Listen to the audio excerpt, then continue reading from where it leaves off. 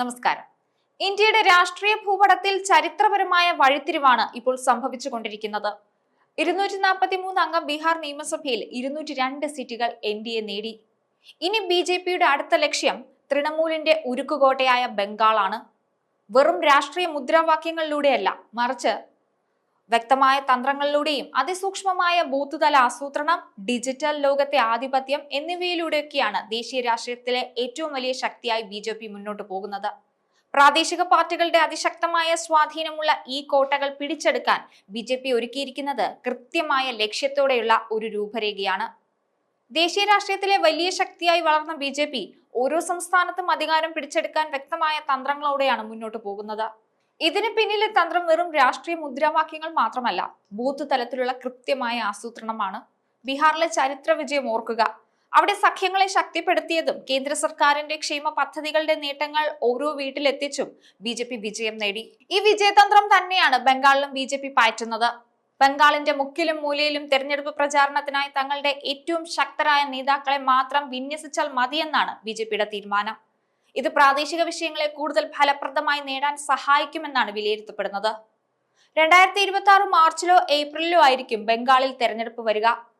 ആദ്യപടിയായി സംഘടന ശക്തിപ്പെടുത്തുന്നതിലാണ് ശ്രദ്ധ കേന്ദ്രീകരിക്കുന്നത്.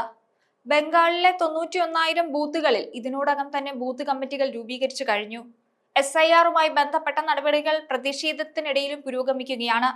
SIR പൂർത്തിയാകുന്നതോടെ തൃണമൂൽ കോൺഗ്രസിന്റെ കൃത്രിമ വോട്ടുകൾ വോട്ടർ പട്ടികയിൽ നിന്നും നീങ്ങി കിട്ടുമെന്നാണ് പ്രതീക്ഷിക്കുന്നത്.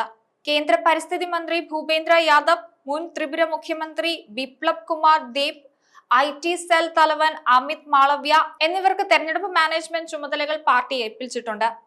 കഴിഞ്ഞ 3 വർഷമായി ബംഗാളിൽ സംഘടന ശക്തിപ്പെടുത്തുന്നതിനായി ദേശീയ ജനറൽ സെക്രട്ടറി സുനിൽ ബൻസാൽ പ്രവർത്തിച്ചു വരികയാണ്.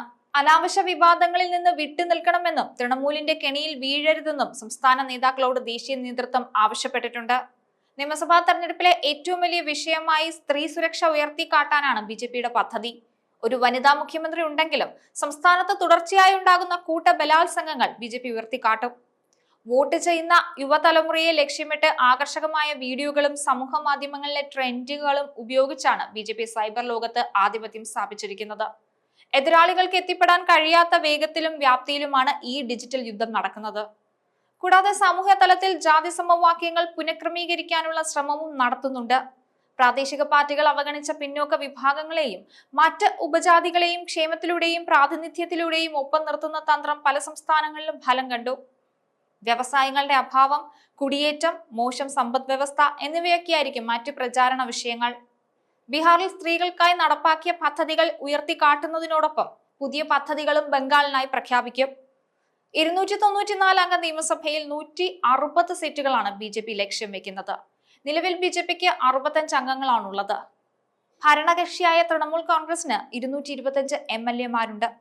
ബീഹാറിലെ പോലെ ബംഗാളിലും തിളക്കമാർന്ന വിജയം നേടാനാണ് BJPയുടെ ശ്രദ്ധ.